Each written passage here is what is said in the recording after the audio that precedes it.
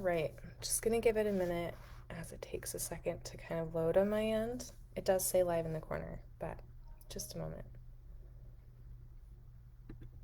Okay, so it looks like we are live now. Oh, and I have a cat that's running around, so there's more noise than normal today, but we're in another room today because later on we will be doing a little bit of a movement practice. So if you are practicing this right now with me live or later on, just come to find a place just so that we're set up and ready to go. I will have us be sitting at one point and then also standing, moving just a little bit around. So if you can find a place, maybe pause this if you're watching later and find a place with a chair and space to move, that would be great. I'll put us up higher here. So, hi, my name is Jen Eyring, and I am a tribe yoga teacher. I am a military spouse, and right now we are stationed at Fort Sam Houston, Texas. I have been coming on every Friday this month of March, so today is my last day in teaching Mindful Resiliency. So we'll go more into that in just a moment. I did want to just put out there a quick note about a really cool program coming out here at the same place, Facebook Live here at Tribe, for free during the month of April. So in the military, if you're not military, just letting you know that in April we celebrate what's called the Month of Military Child. This is a chance and opportunity for us to bring out more resources to really, I mean, obviously as military parents, we're always thinking about our kids, but this is a time to really kind of dedicate and honor time for them because they make big sacrifices too in the military. What is coming up is one of our tribe teachers, Colleen Morgan, will be here teaching a free yoga class for kids ages 4 to 12. And she'll be here every Tuesday from 1 p.m. to 2 p.m. Eastern Standard Time. So that will be in April. Now, if you're not a military member or your child is not a military child, this still is open for them. This is a place where Colleen will be teaching just really easy yoga, movement, and breathing skills for kids in like more kid lingo, which is much more appropriate given the audience. And it'll just be a lot of fun. She's such a great teacher, and I think bring your kids. If you're not military, bring them on over here because I think this will be a great opportunity for them to really process through their own stresses and learn these resiliency tools, these mindful resiliency tools at such a younger age. I often hear, especially right now, parents that are like, gosh, I really wish that I learned skills of like self-regulation when I was a kid, or why weren't we taught these things in school? And so this is an opportunity, free classes in the month of April, to come and do that for your own kids. So let's get into our last class for the month, Mindful Resiliency. And today we'll be building a mindful resiliency, or learning how to build your own mindful resiliency practice. And we call it practice in yoga, but really essentially what we're doing without yoga terms is thinking of quick-handed skills or tools that we can use that are like part of our body, right? Because we have our bodies with us all the time. So using very quick mindfulness tools so that you can go quickly to them as you practice them at home, and create new patterns of the way that you respond to hard or difficult events in your life, or stressful events, we can say that too. So just a little bit of a recap. I am looking at my notes, so I look up and down a little bit just so I know I'm on track. So the first class of the month, when we talked about mindful resiliency, and you can go back and watch if you hadn't already seen that, but what we did is we talked about, we talked about what the terminology, what I'm saying when I say mindful resiliency, a little bit of a difference in when we build resiliency tools. Oftentimes we use outer tools, right? We may use sports and exercising to get through difficult moments and help us kind of work through our stresses. And mindful resiliency is more about first starting here in the person right here inside, learning how and the way that we respond to difficult moments, to difficult thoughts, to difficult emotions. So first, being able to recognize within ourselves before we use those other tools, which are great, and we want those in our life as well. But we also want to kind of focus here. So that was week one, and we used what was called Hunt the Good Stuff. And I'm bringing that up because today we're doing a little bit of the opposite. I'm not calling it hunt the bad stuff because we don't want to focus. It's hard, if we focus on the bad stuff, which we'll talk about today. We call those thinking traps in the military. And if we get caught up in that, that can really set us up in a pattern of always finding the negative, kind of becoming the Eeyores of our lives.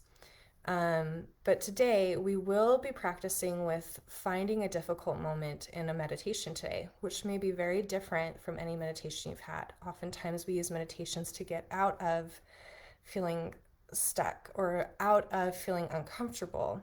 So I'm bringing this up now so that you know later are not like blindsided, what are we doing? But we are coming to that, and I'll get more into the deeper why of that. But just so you know, we will be doing that within our practice today of finding a difficult moment because we want to also see how we respond, our bodies respond, our breath and our mind respond in uncomfortable situations. And the best way sometimes to practice that so that when we do come to in the moment difficult situation, we can begin to start using these mindful resiliency tools, right? Um, and so we'll come to that in just a moment, but just letting you know. And then week two, we talked about the physiology and the psychology of what happens in a difficult moment. We learned about how our brains work, how oftentimes, just like how we learn at school, some kids are kinesthetic learners, or not just kids, adults, audible, visionary or visual, um, tactical. And oftentimes, what doctors have found or neurologists have found is that when a person is processing through a difficult emotion, we need to um, activate these different parts of the brain, the kinesthetic part of our brain, the tactical, the visual, the audible, that more of the different tools that we learn or use in our brains, if we use a little bit more, it's helping us cycle through these difficult processes. And it also helps, what studies have found is it actually helps critical thinking skills as well. So if you think about it, if we're in an uncomfortable situation or if we're in a sort of thinking trap, which we'll go more into today, if we're using different ways to kind of address that or experience that or even like sit with that emotion, but just in different ways, we actually get to more of a critical thinking spot to really help us be in the moment, first of all, with that uncomfortableness, but then also to process it out and get to a place of maybe less uncomfortable. So, what is a thinking trap? So, in the military, again, MRT is not mindful, master resiliency training in the military. And they have a class or they have a topic called thinking traps. And so, within just more layman terms, kind of think of like spiral thinking, right? I think we all understand and know what that is.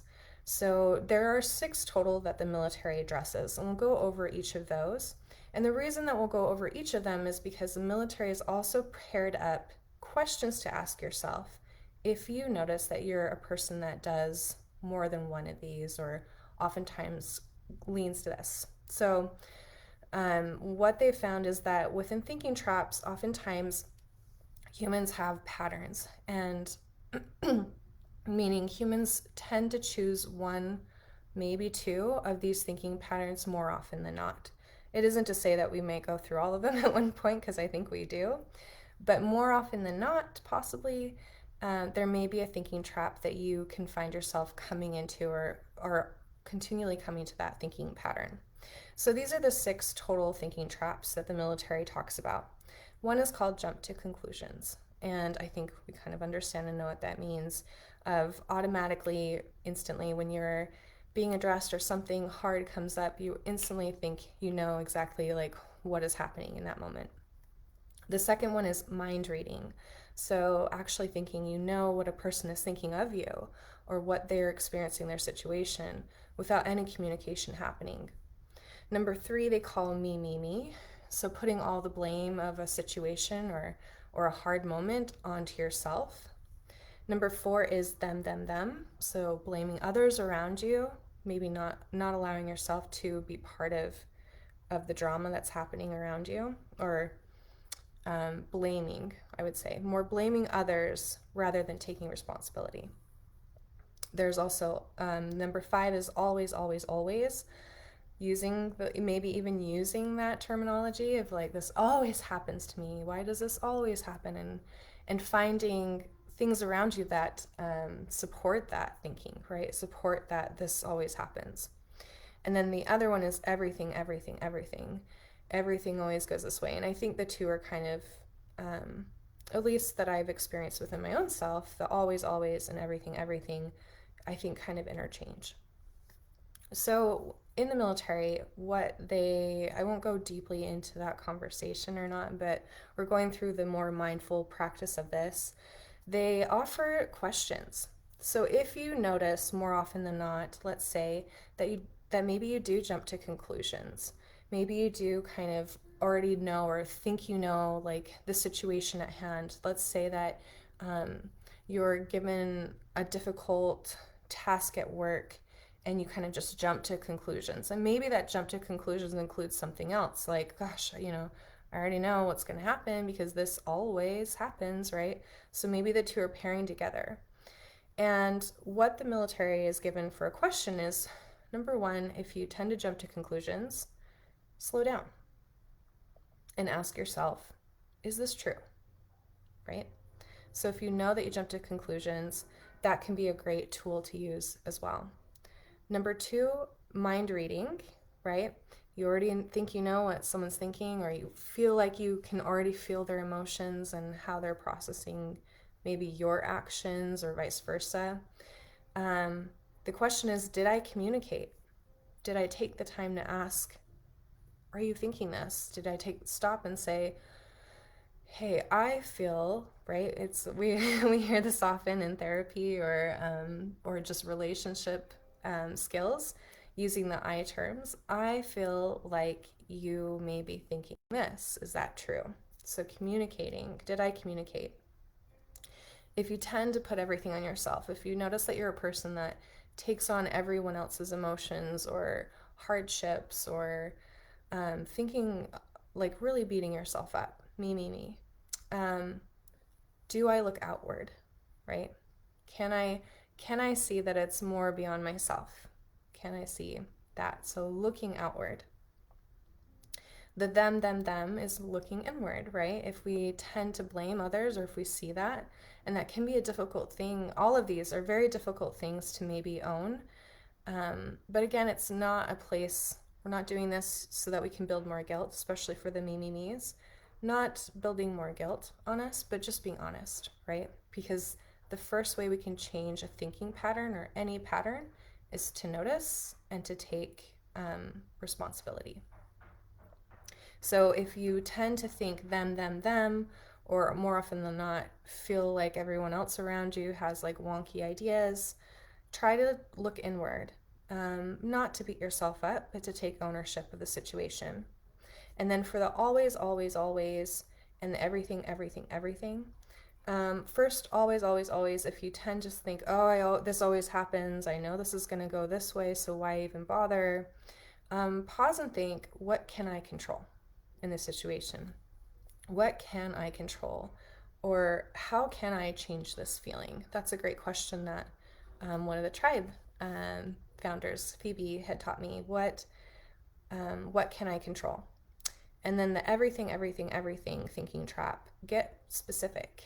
Like, let's get more specific about this situation that you're feeling uncomfortable in. Let's get more specific on the why of you feeling uncomfortable. And we'll go more into that why, right? Each of those things, when we fall into a thinking trap, what we talked about last week is our neural pathways. They create instant patterns. It's really, I mean, if you want to go deeply into that, you can just Google search or watch YouTube videos about neural pathways and how they're created.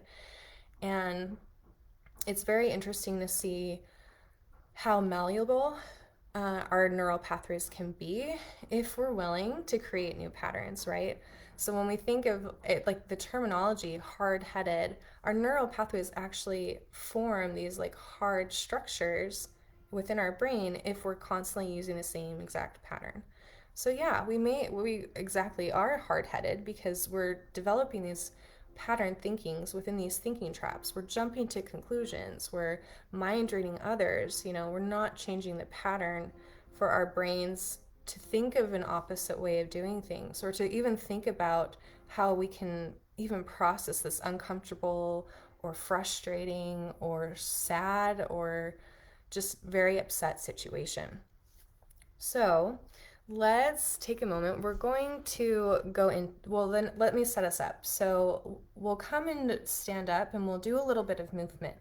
Now, the reason that I'll be moving us is because thinking about last week when we talked about using different parts of our brain, we are learning how to build up our mindful resources so that trying new things, right? Trying to create new pattern thinking or new patterns to our thinking so that as we come up to any thinking traps, if we're noticing we're going in a spiral, noticing, let's say for instance, for our military, you do bad on a PT test and you're just beating yourself up. You know that you're going to get talked to by your sergeant, you know that there's probably going to be a report written up, like you're going to go through this whole difficult process, that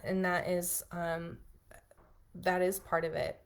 So then all of a sudden, maybe you start beginning to go through a thinking trap of like, well, this is going to be bad too, and now this is going to be bad too. So what we're addressing here is learning first how our body responds to uncomfortable or frustrated or one of these thinking traps. Notice how our body responds to that so that we can pick up on cues very quickly. Oh, I'm feeling this way. I must be within this thought pattern or this thinking trap, right? We may not mentally know it because oftentimes in a thinking trap, we don't even recognize we're there. But if we can also respond in our body by finding tools of movement, if we can also notice maybe our breath, we can get a little more resourced, a little more regulated during these difficult times. So we'll first go through some movements. Notice how our bodies feel. Just move us around today. Then we will come to that meditation of thinking about a difficult time recently that we may have had. And then we'll do a little inventory while we're there to notice how our body responds, maybe how our thinking responds. Are we going into a thinking trap? And then we'll also talk about a little bit more of resource or getting resourced skills so you can develop your own mindful resiliency practice at home. Just a second. I have a musician downstairs that forgot I was recording. Hey guys, can you take the guitar to the other side of the house, please? Thank you. Okay. So let's come to stand, and then again later to just have a chair nearby because we'll sit down and we'll do the meditation afterwards. So go ahead and find a place to stand. I'll step back here. I'll try and talk loud so you can hear me.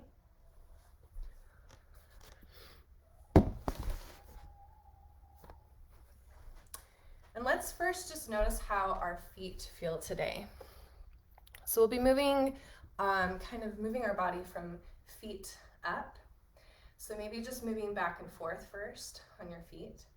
This can be big movements or small movements, you get to choose. Notice how it feels on the soles of the feet this morning. Maybe turning the ankles, just moving our joints, letting the ankles pop and crack. Notice if the body wants to move quick or slow. You can also notice what your hands are doing. But let's just then pause for a moment here, and then we'll come up high onto our toes or balls of the feet, and then bring our heels down. So slowly rising high on the toes and balls of the feet, and then just let yourself drop. So continue doing that for a moment. Just notice how your body responds. Maybe notice your arms wiggling, letting them be loosey-goosey.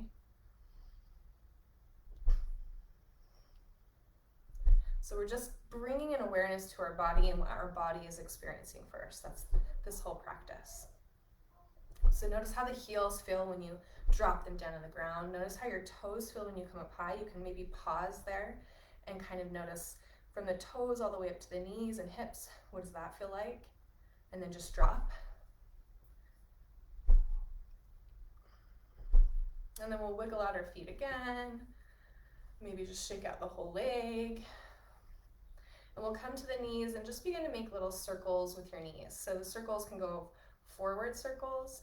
You can even go sideways circles. If you need that chair that I told them about our meditation, you can hold on to your chair if you need to. Or maybe even knees forward and back, or legs straight in front. We're just moving from our knees at this point. So again, taking an inventory of how our body feels as we do these movements. Notice how your breath is right now. My breath right now is quickening as not just these movements, but I'm talking too, right? So we'll move our knees. Again, maybe shake the lower leg and knee out. And we'll place that down and just pause for a moment. Notice how this leg may feel different than the other. And then let's move the other leg. So we'll move our knee, shake it out, shake our ankle out, shake our feet out and toes, and begin to make small circles, maybe in front of us. Again, hold that chair if you need to, or hold a wall nearby. Maybe go the opposite way. Notice how that feels in your body. You can even do some circles out to the side. Maybe bring attention to how the hip is coming in with your knee here. And then let's bring that foot down and pause. Notice how the legs feel now. Do you feel any warmness from moving your legs? Do you feel anything that is uncomfortable within the legs? Maybe from the hips down. And then we'll kind of just shake out the hips, shake out the body. You can let the body move and wiggle with the hips. So just remembering that our neural pathways, or our nervous system, goes all the way down the spine. So more often than not, if we are trying to find a way of moving our body, and oftentimes like when we do large action movements like running or biking, more running than biking, I'd say, but biking helps too. We're not only bringing endorphins into the body chemically, but we're also physically moving our spine, physically actually moving our nervous system pathways that connect to our neural pathways in the brain. And so this can make a big difference in how we process things and how we de-stress, right? So I'm coming to the side, but you can stay forward. We'll now move our hips. So just moving our hips back and forth. So first I'll kind of just stick my bottom out. And then just from these hip points right here, you can feel the bony front parts of our hips. We'll bring those forward. So kind of just tilting the pelvis in and down, tucking the tailbone, we call it. So lifting the tailbone up. Notice how my low back is really kind of arched right here, making a little C. And then tuck the tailbone here. Hi, Eddie. The dishwasher clean. So going back and forth like this now. And see if you can just keep the pelvis moving, tilting back and forth, forward and backwards, just in this area first. How does that feel? Does it feel kind of clunky? Does it feel stuck? Just notice how this area of the body feels. And then you can start to allow other parts of the body to go with it, right? Maybe really accentuating it with the belly, maybe even the upper body, maybe even the legs come into this too. You can bend them, move them. So going back and forth there. And then we'll take our hands on our waist or our hips, those bony front parts. We'll begin to move them forward and then begin to make circles around one side. So then really reaching behind, tailbone behind us, and then all the way to the other side. So we're just doing hip circles as though we're doing a very, very slow hula hoop, right? And go as big as you want with these circles. Notice how this feels. As you do this, maybe you take notice of how your feet respond here, right? How do your knees feel as you're doing this as well? Maybe you notice one foot pops up when you go one direction. And then we'll go the opposite way. So we're just, again, taking a little bit of body inventory as we move, right? Notice, is any place here, any part of this circle you're making, does it feel uncomfortable at all? And if it does, maybe pause there and notice how the body responds. And if it's too much, obviously you can back off, maybe do a little less. But then we'll pause here for a moment and just take a little inventory now. Now, how does our body feel more within this general area, right? How does our body feel here? And how is the lower body responding to what's happening up here? And it's okay. It can be a physical response that you're having. It can be maybe it's a mental response that you're having right now as you're moving your body. Maybe you're asking, am I doing this right? And, going through a story process, whatever that is, just notice. And then we'll come up to where our sternum is, so sternum, bony part of our breastplate. And we'll begin to do that backward forward motion as we did in our pelvis, but try to just start from here first. So it might feel a little funny if you haven't done this before, but just lean forward with the chest and then really come back, like you're pushing back right here. And notice how my shoulders curve in, right, as I do that. So forward and back, forward and back. Notice if you want to automatically change your breathing here too. Oftentimes, because we're kind of moving within the rib cage and the lungs, the breathing may change. So just notice what is physically happening to the body. And then now you can kind of let the whole body come into this if it wants to. Notice what is happening here. The body wants to respond maybe with it, maybe it doesn't. Maybe you feel uncomfortable doing this, like this is kind of weird. Maybe someone's watching you, so it makes it feel weirder. Just notice. And then we'll move our shoulders. So letting our shoulders turn and go back. Notice how that feels if there's any cracks and pops like mine. And then we'll go the opposite direction, forward if you were going backwards. And we'll bring and bend our elbows out to the sides and just begin to draw little circles. And ooh, how does that feel today? Is there one spot? Do you want to pause? Do you feel something kind of stretched that we call it, or uncomfortable? Just pause there for a moment. Notice pinpoint where that is, an inventory. And then keep going. And then go the opposite direction. And again, maybe you're changing your breathing with this, or maybe you're holding your breath. Notice that too. Are you holding your breath as you're really thinking about this movement? And all those things are okay. We're not here to judge ourselves. We're just taking an inventory of our body and movement. So then you can begin to bring your arms out to the sides, just shaking them out. And then you can shake your whole body out. So we're just moving our body to kind of get an inventory of how our body feels in motion, right? Maybe how it feels in an uncomfortable place if you're not one to shake your body out. How do you respond mentally to this? How do you respond physically to this?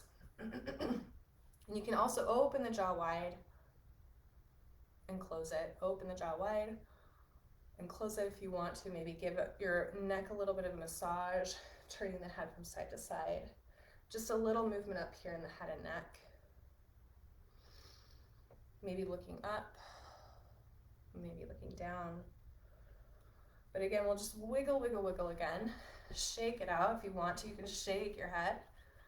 So really bringing a lot of movement into the body. Notice how you respond to this. And then let's pause. You can bring your hands to your body if that feels comfortable, or arms to side. But let's take an inventory now of how our body feels in this still place after the movement. Notice if your body wants to continue moving.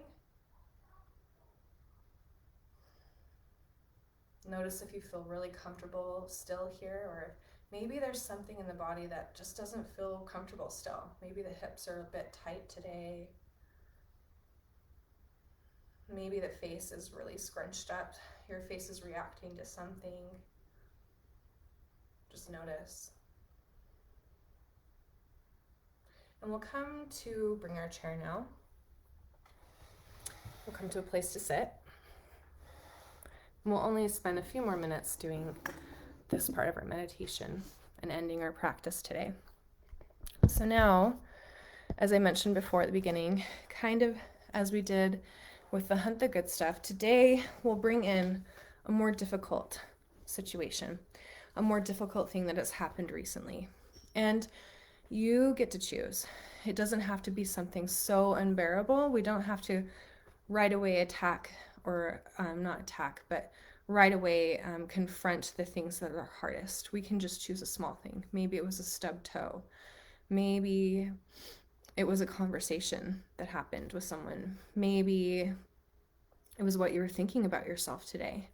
What was something that was difficult either this morning, yesterday, or just very recently? Okay, so we'll come to that in our meditation. I'll guide you there. So let's first come to a still place. You can kind of wiggle your seat, wiggle your hips, move your spine a bit.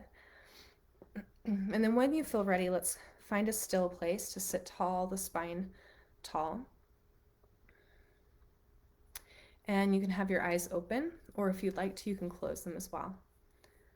If your eyes are open, you can just find a place to gaze, just one spot to focus. And we'll seal the lips and begin to breathe in through the nose, puffing the belly up big with breath. So big inhale, and then exhale out the nose. Breathing like that again. Big inhale, big exhale. One last time. Big inhale, big exhale. You can allow your breath now to just be easeful or the way that you normally breathe. Notice how the body feels sitting in this place, especially after a movement.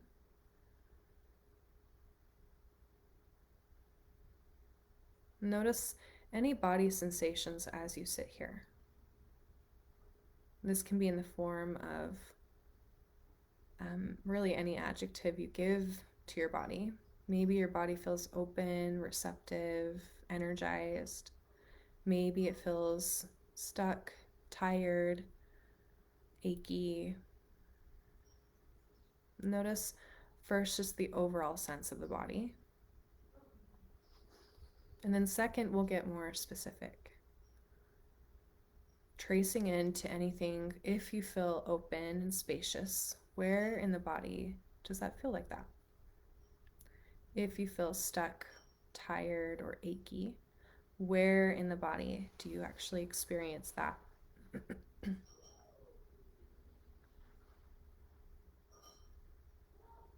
So take some time to see if you can pinpoint, and it doesn't have to be overthought. It can be just a general area.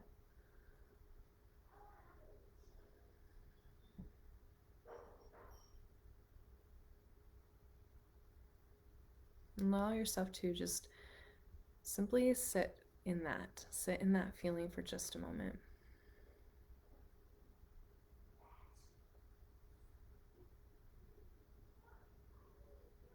So now we'll come to that difficult thought or difficult moment that you've had recently. Again, you get to choose. Doesn't have to be one that is just you're not ready to deal with that right now. You get to choose. So we'll bring into our minds something that has recently happened that made us feel frustrated, uncomfortable, upset, maybe sad.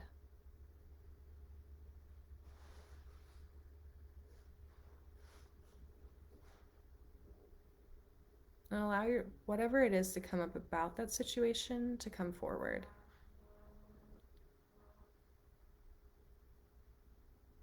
Notice if it's a memory,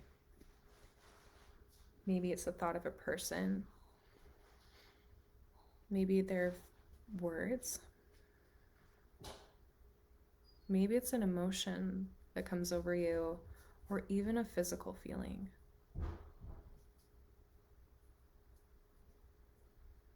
When you think of this difficult thing, what first arises? Is it a thought? Are they words? Is it a feeling or a physical response?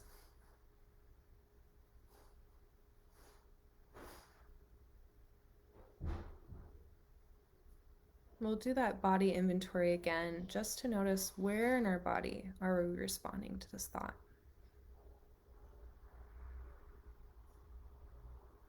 You can allow that feeling or emotion to come in, whatever it is, frustration, anger, sadness, come in maybe just a little 1% more. And then we'll take a body inventory. Notice how we respond. Notice, how does the face?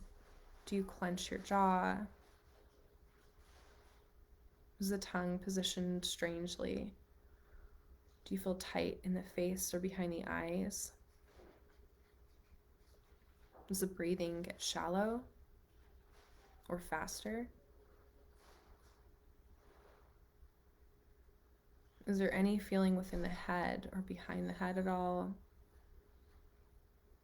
And we'll move down the body, noticing the shoulders, noticing the arms, hands, hips, our torso, all the way down into the legs and feet and ankles even. Is there a physical response that is happening, maybe within the gut? Just take notice and inventory.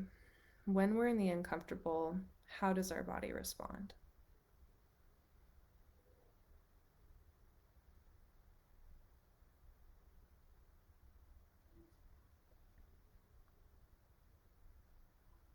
After our physical inventory, we'll take more of an emotional inventory. And oftentimes this can be the hardest. We may not really have terminology or just the quiet emotion to label, but notice what comes up.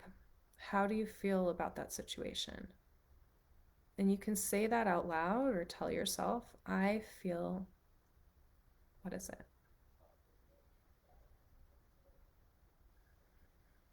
I feel.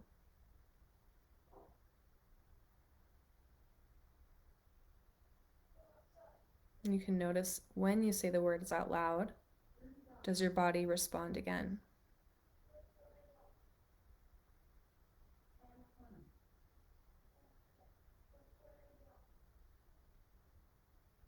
We'll just sit here for just a minute more, just noticing anything else that comes up. And maybe if you have a spiral thought happening, if in that situation you notice that you said me, or them, if you said me, like I did this, remember that you can look outward.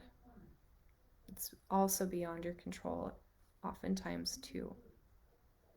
There's more to a situation. If you feel them, where can you learn from this situation? You don't have to take what happened onto you, but where can you learn? Notice what thought patterns come up as you sit with this. We'll take a big inhale through the nose, puffing the belly up wide with breath. Big exhale here. One more time, just like that. Big inhale. Big exhale.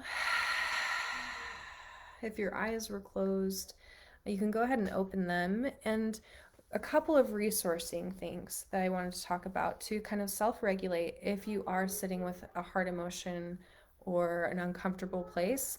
Just really quick, I'll give you a couple of resources and tools that you can try at home. So notice when you were in that, if it was more of a physical response, an emotional response, maybe a visual of thinking. And oftentimes our tools are linked with that. Just as like we learn in different ways, our tools of resourcing and getting balanced in that, of processing, can also be very similar. For instance, if my eyes were closed in that meditation and I actually could visually or like think it back up, I really could think through that thing again. Maybe I'm more of a visual learner. And so when I come out of that situation or I'm there, maybe a good resourcing tool for me is to find something that I enjoy looking at. Maybe it's looking around the room, right? That's a great tool, is just remembering where we are at a given time to get us out of the thinking pattern of our thoughts, looking around the room for a moment and just focusing on something else, right? For now, not to get away, but you're telling yourself a mindful practice like, okay, I feel blank, right? And right now, I'm going to, as I sit with this emotion, I'm going to look around the room, feel a little more resourced. Remember, I'm here and now in this place, I'm safe. Um, so that is a great tool to use. Also, some other things. So if we notice that moving really helped to kind of move and process things out, that can be a great tool. If you have a tool or a sport that you already do or a workout, coming to that in a mindful way. So rather than, let's give a good situation that I think can often happen. Let's say that we have a confrontation with someone, or they kind of are really pushing our buttons, and we respond. But we respond in a way that we normally wouldn't have if we had been more resourced, or if we had been prepared for the situation, right? We're never really prepared, but if we had been prepared, this response wouldn't have happened. But let's say that we do respond in a way, right? And then we go out and we go do that sport or run or whatever it is. We move our bodies, and then, oh, like we feel physically better, like we feel more clear headed because we've just processed that.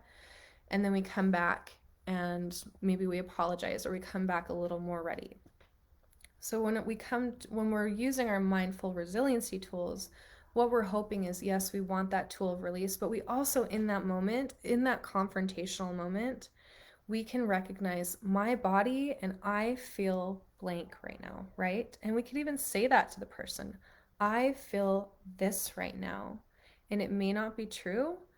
So I'm choosing to go take a moment for myself, to go do the thing I need to do, to feel like I can actually critically think through this process rather than actually respond to the person or hurt them in the moment, right? So one of the things we can do is move. We can look around the room, visual, or like find something to look at or read. We can go outside and change our environment, drink water, more of a tactical, listen to music, or go and talk to someone, and not necessarily to go and and release and just drop it all on them, but oftentimes that can just be a mindful resiliency tool, is a thought talking process, right? So I hope that this kind of helps you to build an idea of like how you can build your resiliency practice, how you can play around with noticing how your body feels, how your mind feels in response to difficult situations, and just be graceful to yourself with this. Know that it takes time, that it's a constant and continual practice, and when one tool may have worked in this situation, it may not work in a different one, right? So as you're trying to build more resiliency tools so that when given a confrontational moment or when placed in an uncomfortable moment, you right away have a bunch of resources that you can use to stay present, to sit in the uncomfortable, and then to also go and resource yourself and mindfully process that through. So have a good rest of your March, and we'll see you later.